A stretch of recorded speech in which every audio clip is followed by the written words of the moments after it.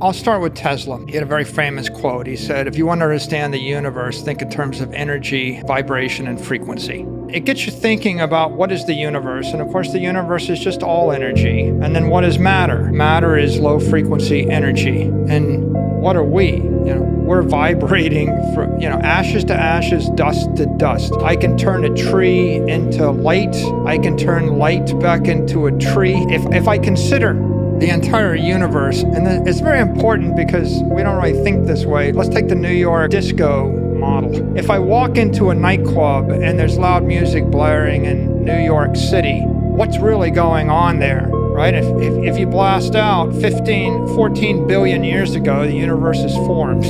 Okay, that's a low frequency thing. The universe, 4.5 billion years ago, the sun, maybe the earth are formed. The continents are 400 million years old. The schist that New York City is on is some hundreds of millions of years. But the Hudson River is only 20,000 years.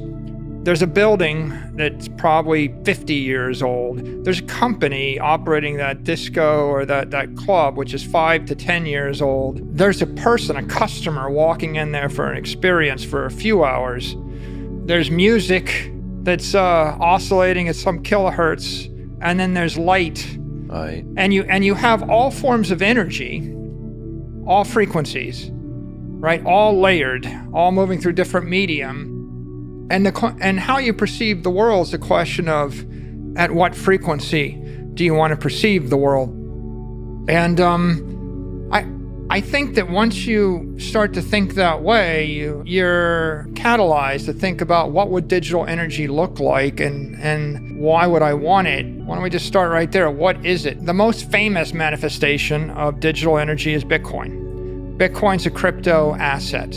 It's a crypto asset that has monetary value. Can we just linger on that? Bitcoin is a digital asset that has monetary value. What is a digital asset? What is monetary? Why use those terms versus the words of money and currency?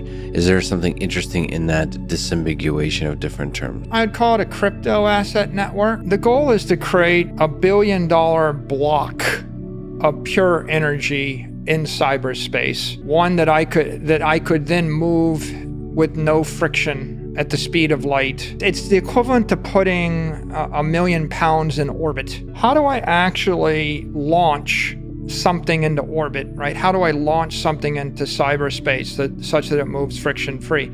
And the solution is decentralized proof of work network, right? Satoshi's solution was, I'm going to establish a protocol running on a distributed set of computers that will maintain a constant supply of never more than 21 million Bitcoin subdividable by 100 million Satoshis, each transferable via transferring private keys. Now, the innovation is to create that in a ethical, durable fashion, right? The ethical innovation is, I want it to be property and not a security. A bushel of corn, an acre of land, a stack of lumber, and a bar of gold, and a Bitcoin are all property.